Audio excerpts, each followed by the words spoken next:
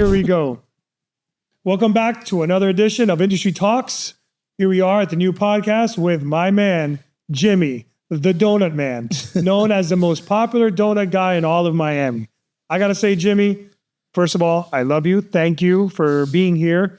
And I'm excited to talk to you about your journey and the story of how you got into donuts, relationships, entrepreneurship, and all that good jazz. And I just want to hit it like straight from the go. How'd you get into donuts and why donuts? Oh man, look, entrepreneurship, as you said, it has so many twists and turns. How I got into it, I walked into a donut shop up in Broward. I saw the concept. I said, wow, this thing looks amazing.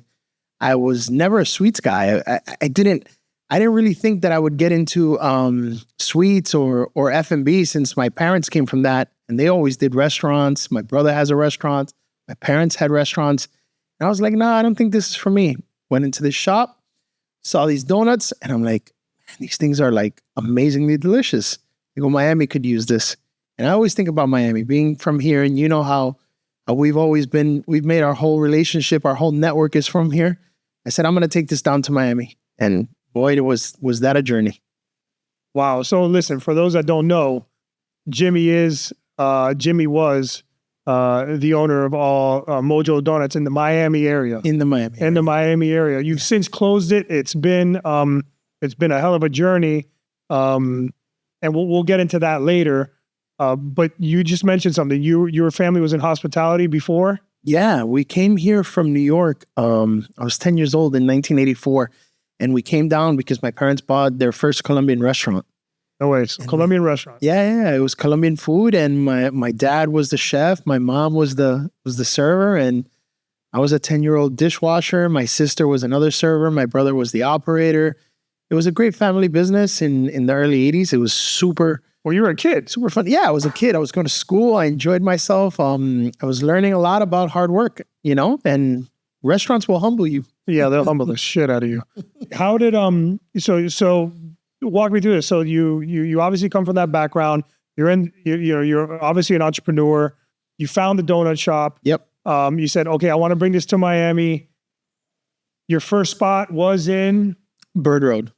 Well, after looking close to a year as to where the first spot was going to be, I talked to my partners, and we found this location on Bird Road and 88th Avenue. And I thought it was so awesome because it's so close to where I grew up. And I knew it was a good spot. Tons of schools around there, great homes, great people, great vibe. And it couldn't have been a better place. I remember being in the West Coast of the US and there's so many donut shops over there. And nobody, like in Miami, had really done a lot of that, I would say 15 years ago. And I remember, I believe I was in Northern California, and we stopped in Portland to visit some friends, my wife and I. This is years ago. And I remember seeing lines of people just to get donuts, lines and lines and lines. And here you are, you did it. You did it on Bird Road and 87th. And lines? Yeah, when we opened, it was just gangbusters. It was incredible. There's lines of people that were coming in. They wanted to see what we were putting together. We were so not ready. We were like, did you sell out? We sold out our first, I'll never forget it. Our first week, we were selling out. We didn't even know what to do with ourselves. We were like, this is a great problem to have, but how do we pivot? Yeah. How do we now make sure that we don't have any kid crying at 2 p.m? I just drove all the way over here. You don't have any donuts for my son or my daughter. And you're like, man, heartbroken. So we had to learn fast, really fast. I was the owner operator, so I was more hands-on than anyone else. Did you bake? I learned how to bake. To this day, I can roll dough. I can cut dough. I know how to proof dough, and I know how to fry dough. So I can hold my own in a donut kitchen. So there's, if I'm not mistaken, are there like 2 different types of donuts? Yes. Or are there multiple types of donuts? But I only heard of 2 types of donuts. There's the kind that you had, the yeast, and there's another kind like salty donut, which I'm a fan of also. Yeah. Salty donut. No offense. No, we're over. I think they make an amazing product as well. They have an amazing product. They do. But there's your type, and what's the difference? And See, what we do is yeast dough. That's a more traditional donut. Yeah. The yeast donut is more of like what donuts are known for. And there's brioche dough, which is what Salty does, and an amazing donut, which is great. It's a different type of dough. But at the end of the day, some people say a donut's a donut, but yeast dough is the more common one, like Krispy Kreme, like Dunkin, like the way we did. It was the more common donut. But there's yeast, there's cake, there's brioche, like the red velvet that I know you happen to like a lot. Yes. The red velvet is cake donut. It's a cake donut, yeah. Cake donut. Yeah, the red velvet one is one of my favorites. Yeah, I know. Sure. So there's different types, but the most common one that people expect is a yeast donut. But what we did is we took it to another level. Well, you already told everybody that my favorite donut is the red velvet one that you had. But what's your favorite donut? You had, I would believe, like 100 recipes. What's your favorite donut? It's close to 200 recipes. It's crazy. Like it was just when we first opened, people would come in and would give us a bunch of ideas. The one that is still pending that I still want to execute is a croqueta donut. Because in Miami, I think a croqueta donut would do so well. But my favorite donut, believe it or not, is a chocolate frosted donut that I grew up on. You remember the Entenmann's box? Yes. The Entenmann's box that would give you the pound loaf cake? But they also had chocolate covered donuts. Uh-huh. Yeah, they did. And when I was a kid and I was playing sports and I would come home and I would be like, man, I just want something sweet. My inner fatty would be like, I want to eat something in the middle of the night. I would get an ice cold glass of milk and dunk the chocolate covered Entenmann donuts, which God knows how long they were sitting at the supermarket shelf. Uh-huh. But I would dunk it in milk and it was always my favorite donut. To this day, it still is. You could give me a donut with anything on it, but if you just give me a chocolate covered yeast donut and I could put in an ice cold glass of milk, heaven. Man, my confession is that as a kid and even as an adult, I dunk cookies into milk, but we'll get into that some other time. So Bird Road blew up. It's amazing. I remember reaching out to you. This was 2017 that I was opening the Wharf, and I believe I was location number 2. No, we were still in location number 1. Yeah, but I was location number 2. Like we were location number 2 in at the Wharf. No. Yeah. Well, the first location. What do you mean? The first? Like your first location. Sorry, let's just take it from the top. Your first location was Bird Road. Yeah. Your second location was Coral Gables, US 1 and 57th Avenue. Okay. Yeah, that was the second location. That was the second location? Yeah. Now, when I called you to do the Wharf, was that before? It was before. Okay, so I counted that as okay. No, it was before. You called me to. I'll never forget that phone call. Hey, come down, and we went up to the penthouse. The penthouse.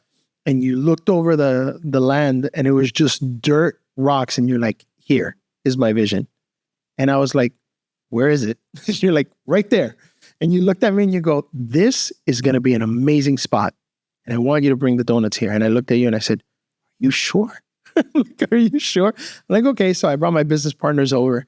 We came up. I took them up. I did the same exact thing you did. I go, you see that?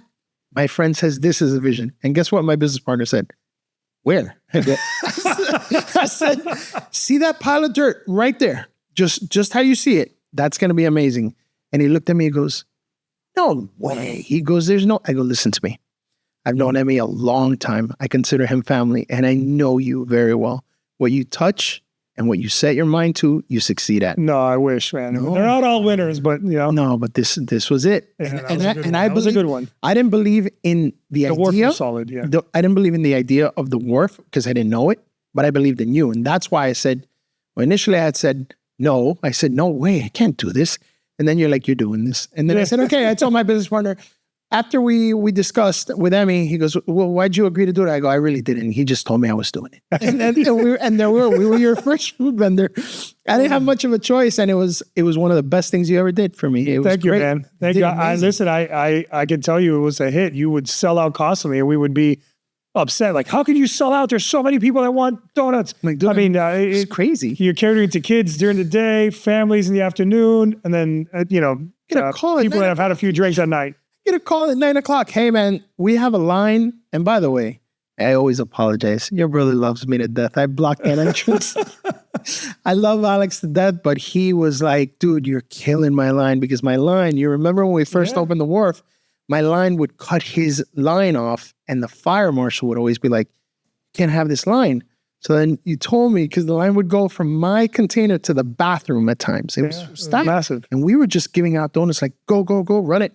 So then we did it the other way, and all the food vendors hated me because it's like, dude, your line is blocking my container.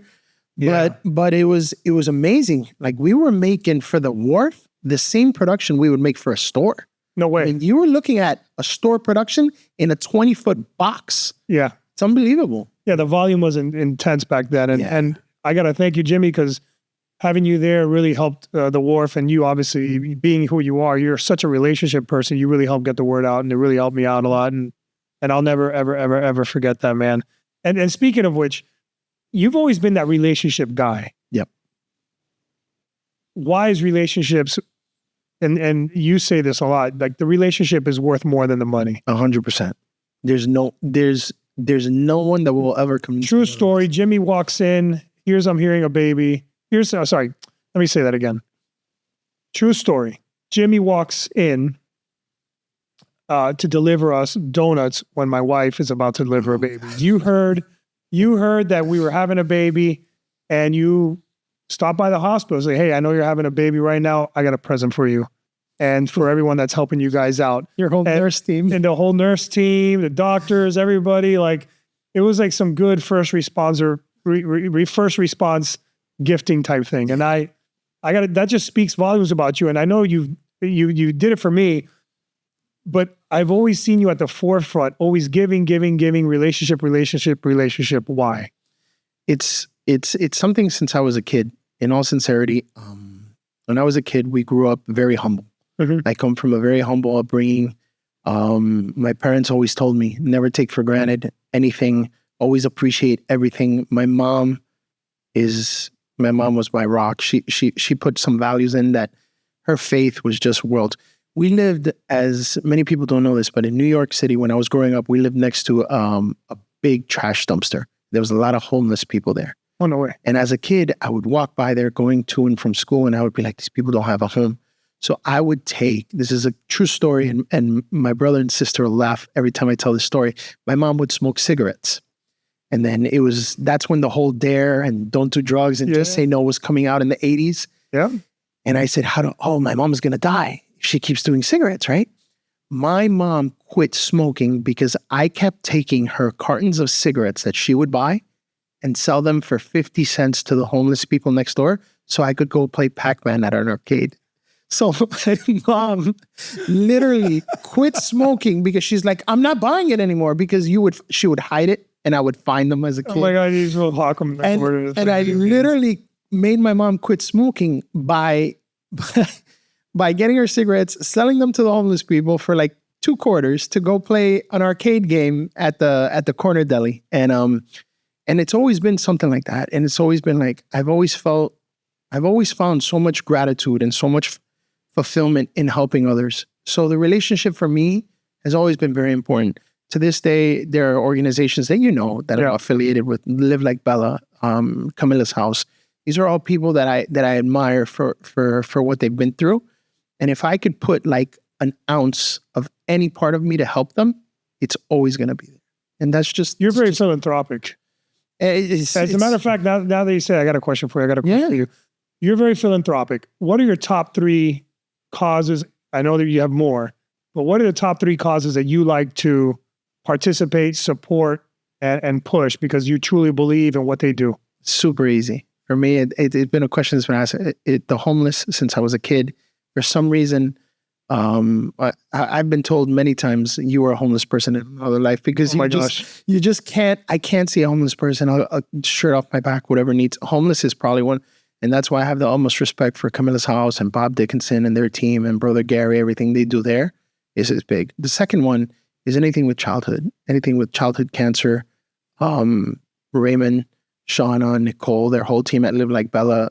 From the minute I was introduced to them, I was drawn to that organization, anything that has to do with children. And it so coincided when I became a dad. And you and I have had this conversation. Once you become a dad, everything changes. Everything changes. My son has changed my life for the better. And so that came about. So I felt drawn to that. And the last one is the animal shelter. Okay. The dogs. Yeah. Dogs are my weak point. Really? I love dogs. So Do you have a dog? Yeah, I had a dog. She passed away last year, and we're trying to like muster up to get another one to get my son, seeing which one we're gonna get. But pets in that order is the homeless community, the anything with children, and anything with like stray animals. But those three are my top three. Got it. Oh man, that's great.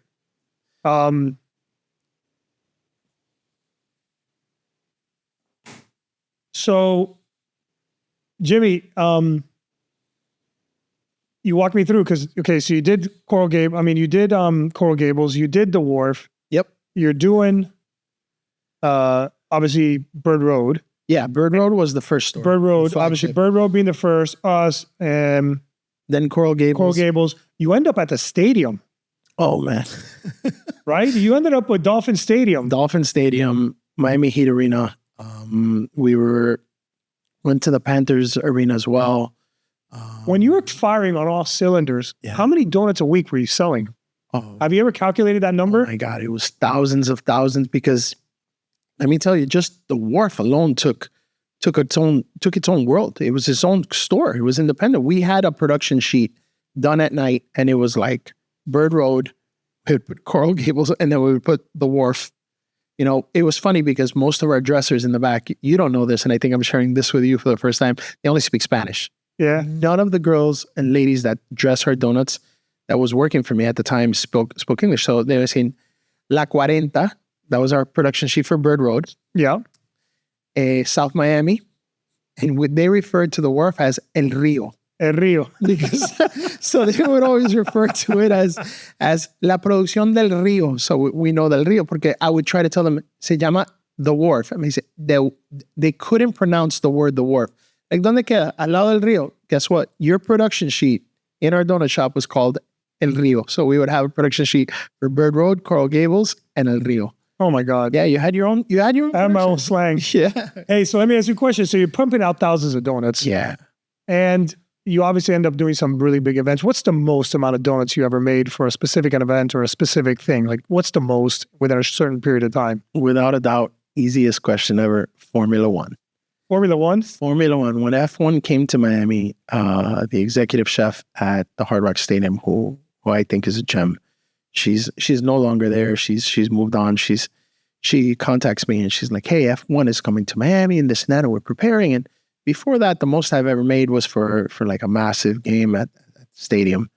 Formula One came around and all of a sudden for opening, we went from having one location in the Hard Rock Stadium to being in 9 locations because we were getting feedback from the public saying, oh, why are you only in the club level? Is your donut shop only for the rich? And why don't you go to the 300s? Why aren't you in the 100s? So the F&B team over at the Hard Rock Stadium started saying, hey, we're going to try you here. We're going to try you there. Before I knew it, we were counting between suites, club level, 100s, 300s, 72 club, paddock. We were literally in 9 locations. So when Formula One came, that's such a massive event.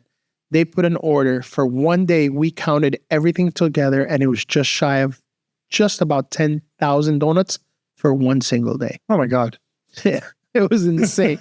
10,000 donuts for one day. Moving them in there must have been an issue. It was multiple trips, multiple vans, it was just, and keep in mind, they have to be there like bright and early before the track goes hot. Because when the track goes hot, no vehicle, no matter who you are, can enter or leave the stadium.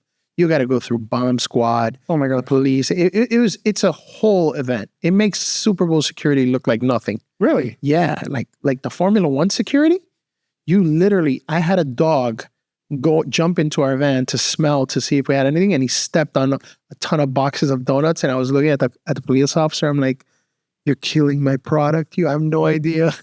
So he walked in and we had stuff in racks. We had stuff in boxes. You got to go over an x-ray machine where they scan the vehicle to see if it has any explosive device on it. Oh my God. Yeah. Police, dogs, checkpoint. Formula One has to vet you before you're even allowed on the property as a vendor. They get your license, your social security. They make sure that you are clean as everything. So to get on there is impossible. And when you're on there, you got to be out of there before the track goes hot and the cars go live. Oh my gosh. So 10,000 donuts we did for the opening day of Formula One once, and now it's still the record. That's such a beautiful story, man. That your success with it all. Obviously, things got a little tight with inflation. Yeah. Things made a left turn. Yeah. And you ended up closing down. That hit the news prior to it. But I remember seeing like a bunch of people come out and support and really send it off. Like, this is like a farewell. Talk me through that, because you had mentioned there's a few people you wanted to potentially thank for sticking with you and pushing you at the end. The list is endless. So if I miss anyone, I'm going to say it openly. I apologize from now, but I always thank you. On the Wharf and everything that happened, like over there, it was amazing. It was an amazing ride. I would get home at 3 a.m. and 3, 4 a.m. It wasn't easy, but it was well worth it. I loved watching you grow and blow up and succeed. But to thank people, everybody, the whole community came around. Teachers that I had donated donuts to years ago. I'll never forget the impact you had on my honor roll kids. Here's a letter saying thank you. We're going to be there. We're going to go there. TV, media, Univision, Telemundo, NBC6, radio. I couldn't have done without Enrique Santos, DJ Laz, Kimmy B, Emilio Stefan. These are all people that were there. And a special thank you to the people at El Car Wash, which is where we our third location, Justin and Jeff. Justin and Jeff, I saw them start, and now they're big time. Oh, they're national. That company is a company that I would support any given day. I know the root of their marketing team. Justin and Jeff, I saw them start it with just a handful of locations when they started, and now they're 50 plus locations all over Florida. They're in Detroit, and Justin and Jeff were a big part that I'm still eternally grateful. If I were to sit here on this podcast, I'd spend the whole hour thanking everyone that was there. Oh my gosh. They were great. Yeah, I'd give you an hour if you want to continue saying names. No, but man, thank you, Jimmy. And I think that's a testament to the relationships you forged with the community. In your tenure with having Mojo and having it in Miami, who was your favorite celebrity that you dealt with? You dealt with many of them, but there's got to be like one or two that stick out above that you're like, oh my God, I can't believe this person loves our donuts. Well, the biggest celebrity that ever gave us a shout out was J.Lo. When we did her 50th birthday, I ended up, without knowing it, we ended up serving for her party for her 50th, which was a big, big deal. I was there. And then the day after, she requested it for breakfast. Then the night after, she requested it for her tour, for the opening of their last leg of the North America tour. And before you know it, I was on text and phone calls with her manager, Benny Medina. He's like, well, I need you to be here. I'm like, well, that's not how this works. I can't just drop everything and just show up. Well, we're giving you front row tickets for the closing of the concert, and she's off to Israel to do her international leg tour, and she wants you to be part of the closing of the. And it was just, before I knew it, for 5 consecutive days, I was working for her. she was ordering. So she is by far the largest celebrity. As she left the last event that I did with her, she put on Instagram with, how many millions of followers she has. She goes, best donuts ever. She did a YouTube video of her ride home from her birthday, eating a donut, having a glass of champagne, saying, you have to try this donut. This is the best donut. And she published it. Oh my gosh. So forever, I'll be grateful to her, like on that level. But if you ask me the largest celebrity for me, it's honestly the organizations. For me, it would have to be like the home organizations that I've worked with. And we've served, hometown organizations, like the ones that we support, like the homeless, help the homeless community, like Ray with the Live Like Bella Foundation. I know what he does. These are people I admire. Like, these are people that I respect, that I look at how they turn adversity into a cause and they succeed. So yes, do I respect the fact that there are so many A-list celebrities that have tried our product. We have pictures with a ton of people, professional football players.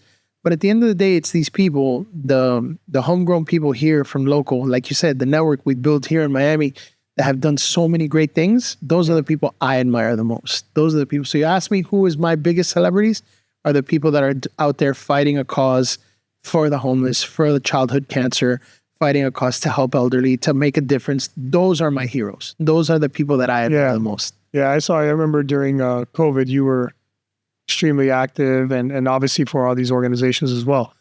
I got another one for you, Jimmy. Listen, man, you obviously built this great thing, had some hiccups along the way with inflation, like everyone does, took it in the chin, and you had to close down. I guess the economics didn't work after a certain amount of time. One of the toughest things us as entrepreneurs go through is we have to close businesses down sometimes. Like it just happens.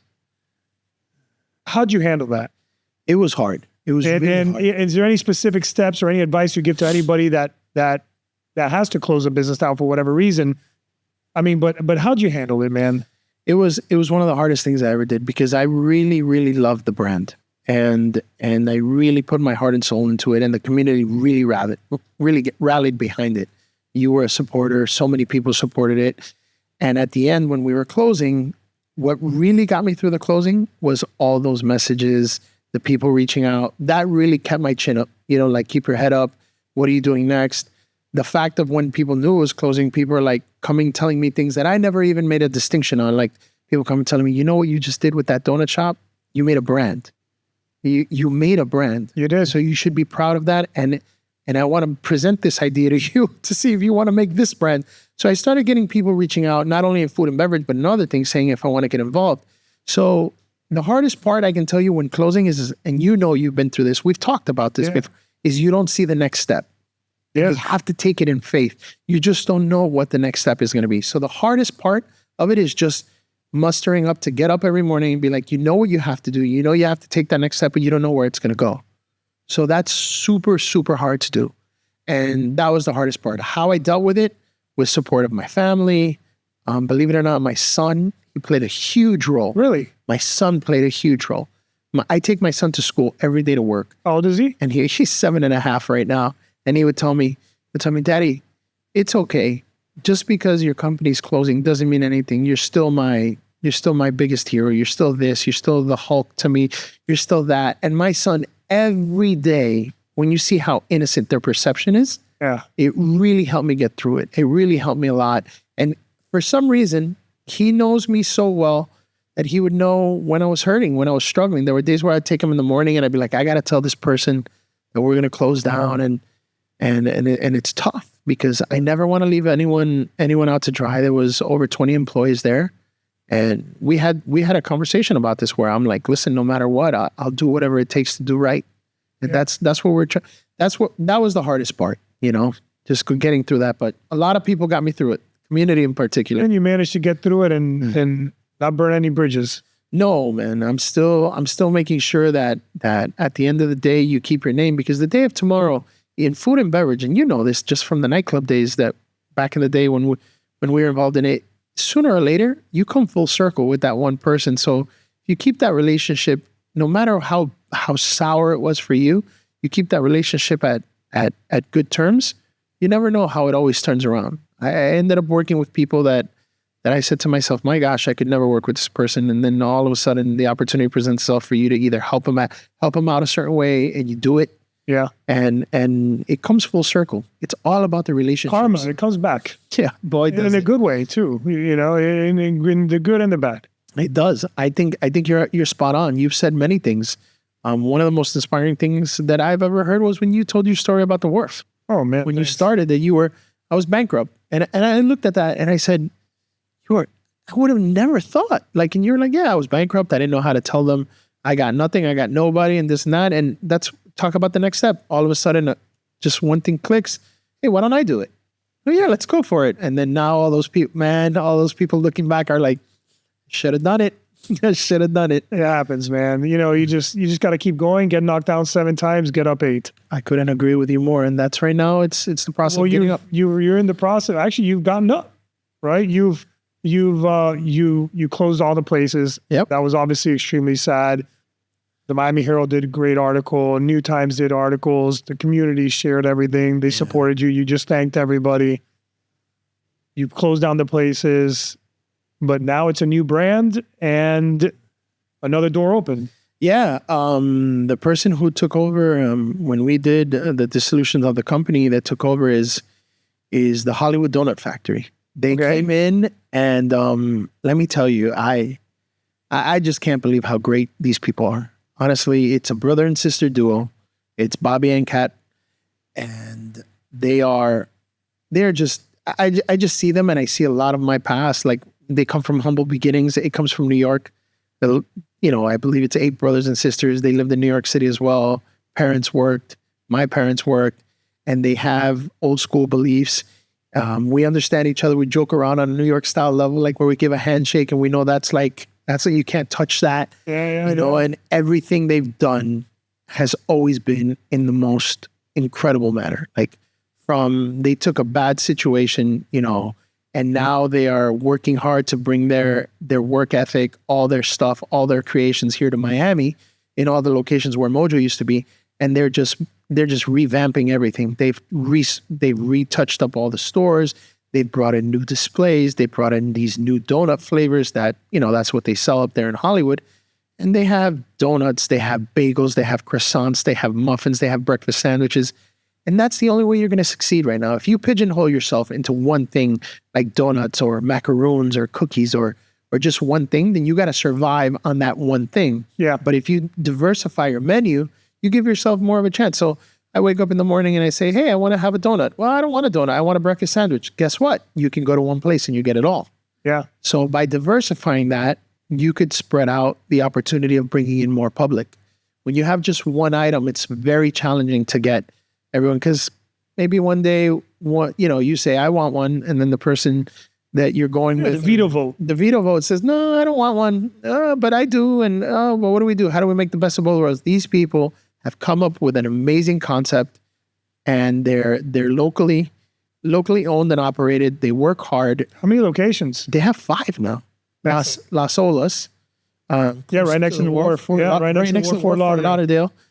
They have Hollywood, which is like a little diner that when I went to it, I'm in shock. It's like people coming in, everyone knows everyone on a first name basis. It's like really a hometown gem. And then they took over all the 3 locations of the former Mojo locations, and they brought in all their Hollywood stuff there. So I went the other day in there, and I got myself, I think it was a sausage, egg, and cheese croissant. And I was like, I never thought in a million years you get something like that in this location, considering that it was always donuts. Yeah, of course. And they're doing well. And I want nothing more than for them to do well, because they've come in.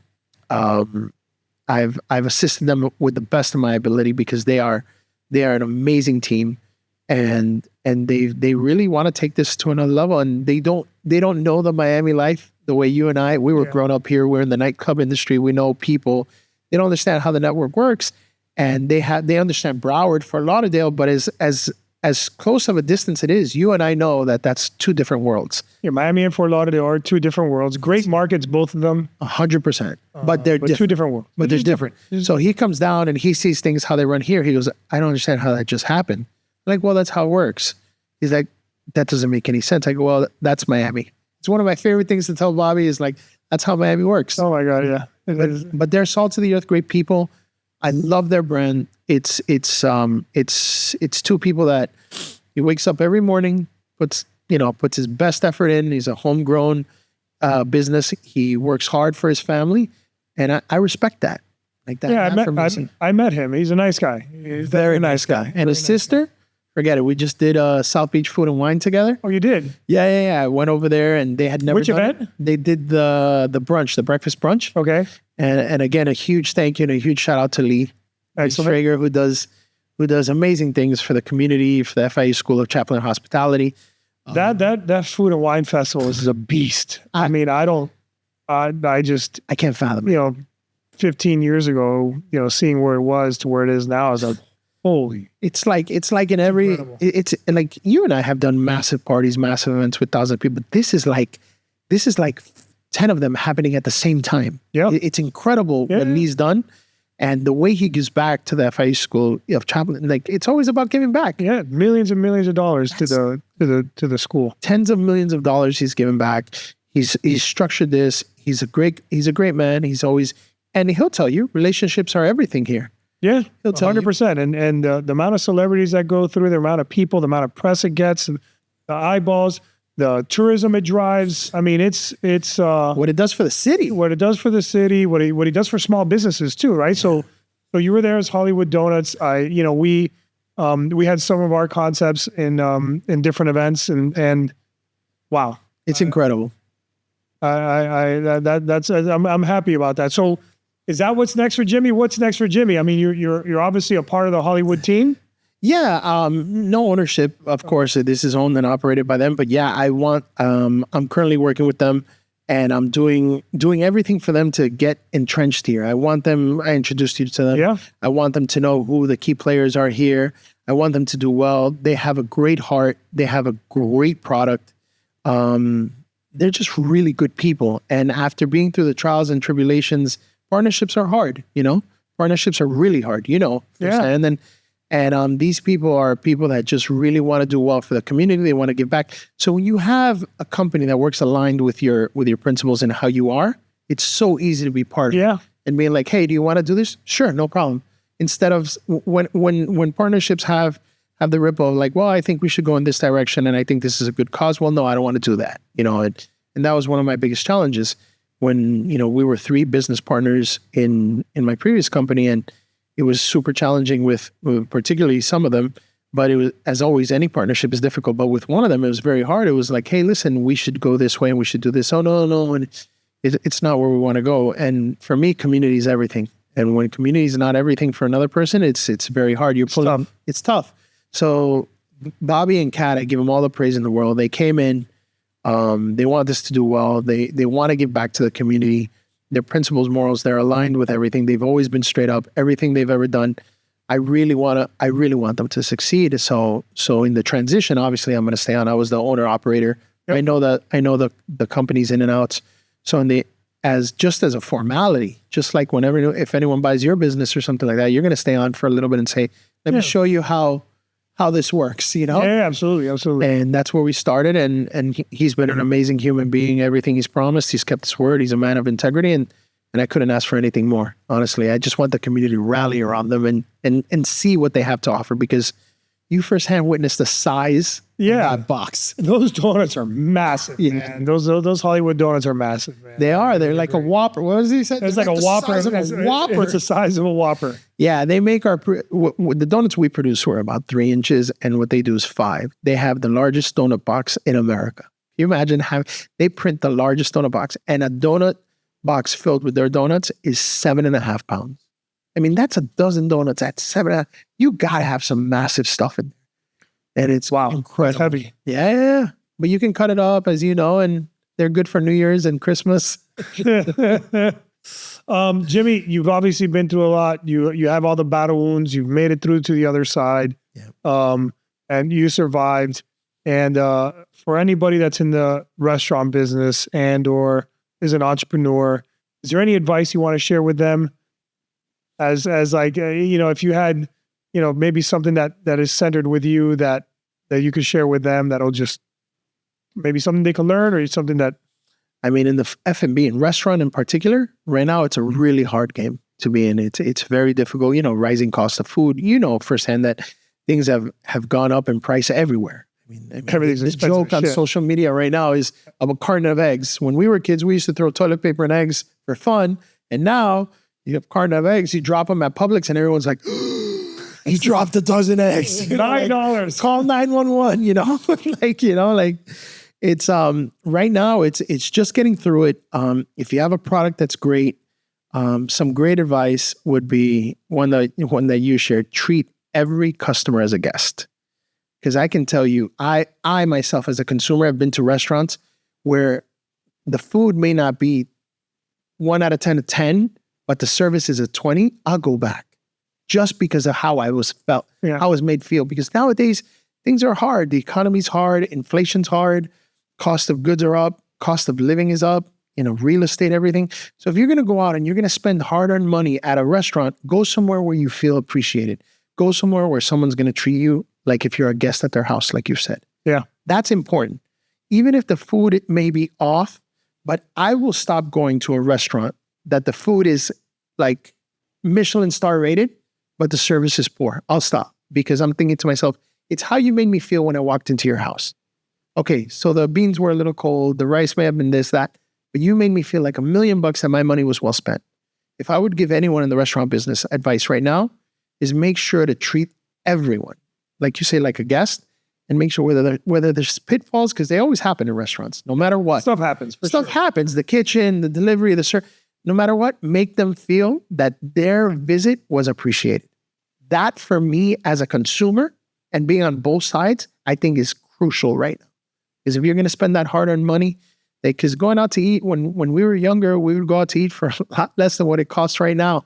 Yeah, going out to eat is expensive, man. Yeah, I mean, got a question for you. The delivery apps, they help at the end?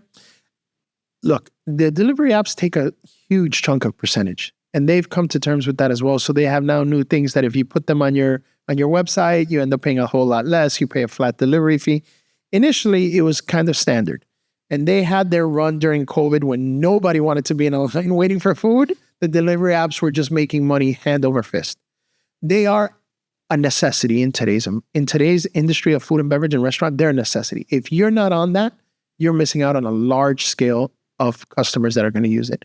Brickell is growing faster and faster, and that place is just getting more and more people in there, and it's turning into like what I see is, for me, is like a little Manhattan.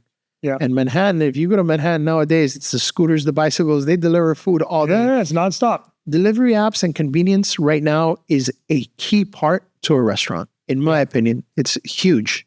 So I don't know how they do day to day in certain industries, but for restaurants, crucial. I think it's something that you have to count on, because you have that person on the couch who's like, I want to get a meal from X place, but I really don't want to get up. I don't want to look for parking. I don't want to pay valet. I don't want to go over there. Yeah, Let me just get on my phone. Boom. Convenience factor. Done. It is, man. It is. Jimmy, thank you for being here today, man. I appreciate it. I'm here for you if you ever need anything, but it seems like you're doing just great, brother. No, man. It's always great to be here. Anything you do, I will always support. The community loves you guys.